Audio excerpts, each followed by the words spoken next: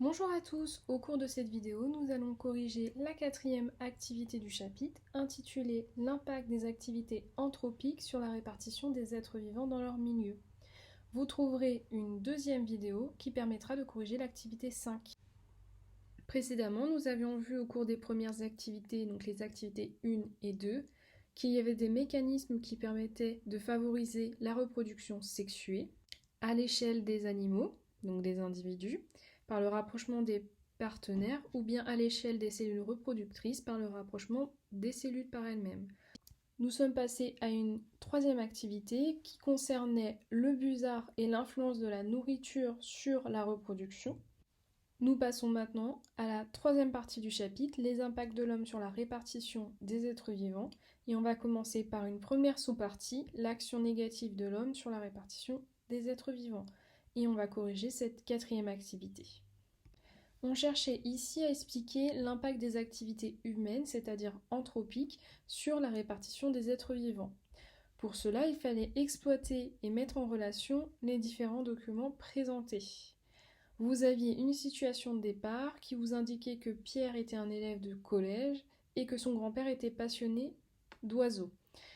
Il indique à Pierre que le rapace, qui est le faucon cresserelle, cet oiseau était présent quand le grand-père de Pierre était jeune, puis on ne le voyait plus, et après une 30aine d'années, son nombre augmentait. À la suite, 3 documents. Le premier représentant une photographie du faucon cresserelle, que l'on voit ici sur un support dans une plaine.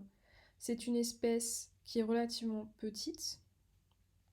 On voit ensuite dans le 2e document la présentation du DTT, dichlorodiphényltrichloroéthane, avec sa formule chimique où on peut voir le chlore ici, le Cl, à plusieurs reprises. On voit ensuite une photographie de ce DTT qui est projeté dans les champs à l'aide d'un tracteur, et on vous indique que c'est un insecticide qui a été interdit à partir des années 70, parce que les chercheurs estimaient que cet insecticide avait un impact sur la reproduction des espèces de rapaces, notamment le faucon cresserelle. On a donc étudié l'épaisseur de la coquille des œufs pendant 50 ans. On retrouve cette étude dans le document 3. On remarque que l'épaisseur de la coquille des faucons, qui est sur l'axe vertical, était à 1,8 en 1940. À partir de à peu près entre 45 et 50, donc on va dire à 47, en 1947, l'épaisseur des coquilles va diminuer jusqu'à atteindre l'épaisseur de 1,4 mm entre 1950 et 1955. Jusqu'à 1965, cette épaisseur est la même, elle est constante. Puis à partir de 70, là où on n'utilise plus le DTT, donc avant on peut estimer que le DTT était plus régulé, on voit que l'épaisseur des coquilles augmente jusqu'à revenir à sa valeur initiale, qui était de 1,8 mm. Ce graphique nous permet donc de dire que le DTT, qui a commencé à être utilisé à peu près à cette période, a eu un impact négatif, il a diminué l'épaisseur de la coquille des faucons. Puis lorsqu'on a commencé à réduire son utilisation, on voit que l'épaisseur de la coquille a de nouveau augmenté.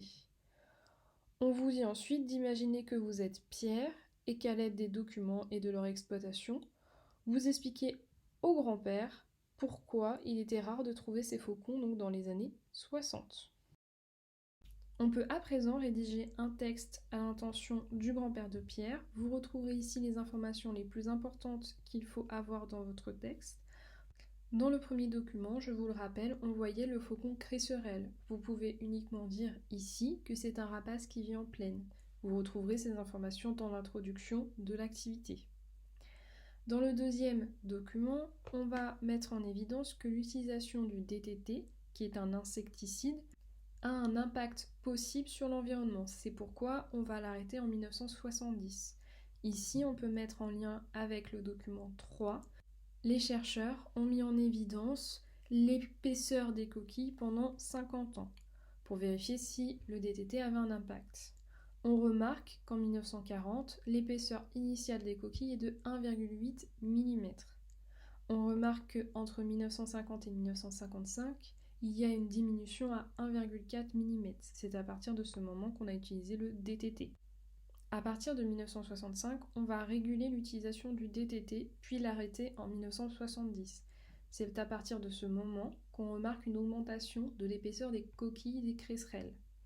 L'augmentation de l'épaisseur des coquilles prendra donc 30 ans, entre 1965 et 1990.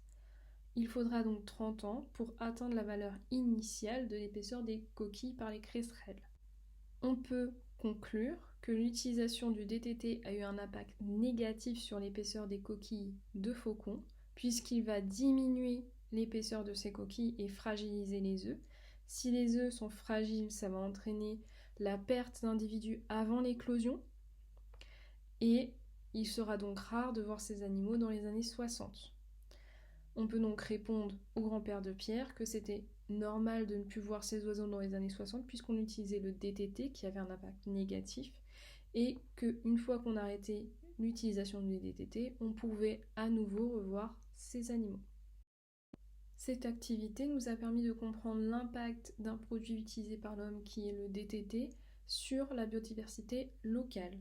Ici, la biodiversité locale était principalement représentée par le faucon cresserelle et on a pu voir l'impact négatif du DTT sur la population des faucons.